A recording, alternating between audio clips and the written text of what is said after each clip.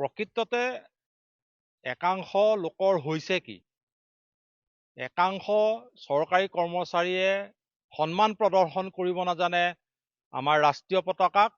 আমি দেখুৱাইছোঁ কলিয়াবৰ সমজিলাৰ এইখন 186 নং মথৌখাট প্ৰাথমিক বিদ্যালয় আৰু এই প্ৰাথমিক বিদ্যালয়খনত 80 সংখ্যক স্বাধীনতা দিৱসৰ দিনাই উত্তোলন কৰা ৰাষ্ট্ৰীয় পতাকাখন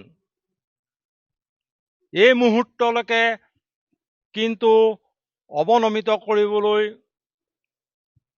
আহৰি নহল।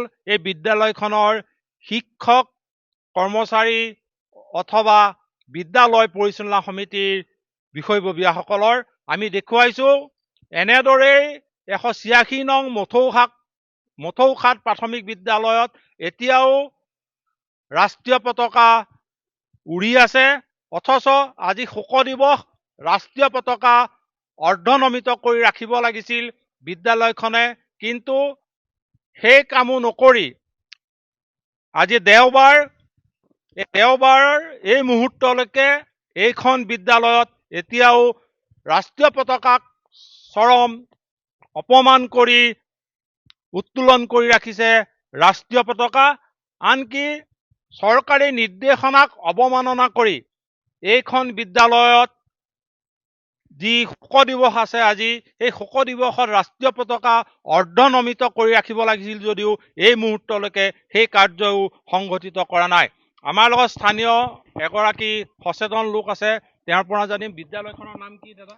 হয়, এইটো কলিয়াবৰ শিক্ষা খণ্ডৰ অন্তৰ্গত বামুণী গাঁৱৰ 186 নং মথৌখাট প্ৰাথমিক বিদ্যালয়। এই বিদ্যালয়ত যোৱা 15 আগষ্টত উলহ মালহেৰে স্বাধীনতা দিৱস উদযাপন কৰিছিল যদিও আজি 16 আগষ্ট বৰ্তমান প্ৰায় দুপৰীয়া 12 বাজি পাৰ হ'ল, ইতিমধ্যে কিন্তু আমাৰ ৰাষ্ট্ৰীয় পতাকা এতিয়াও উত্তোলন হৈ আছে। গতিকে ই চৰম অপমানজনিত এটা কৰ্ম উদঙাই দিছে।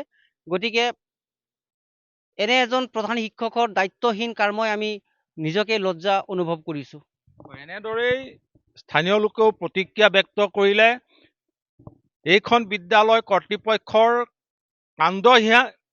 কাণ্ড জ্ঞানহীন কৰ্মকাণ্ড এতিয়া লজ্জিত কৰি তুলিছে স্থানীয় ৰাইজক।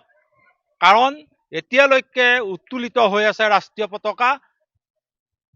এই বিদ্যালয়খনৰ কৰ্মচাৰী, শিক্ষক বা বিদ্যালয় পৰিচালনা সমিতিৰ এতিয়াও আহৰি নহল ৰাষ্ট্ৰীয় পতাকা অৱনমিত কৰিবলৈ। আনকি তেওঁলোকে চৰকাৰী নিৰ্দেশনাক অৱমাননা কৰি আজি পালন নকৰিলে শোক দিৱস।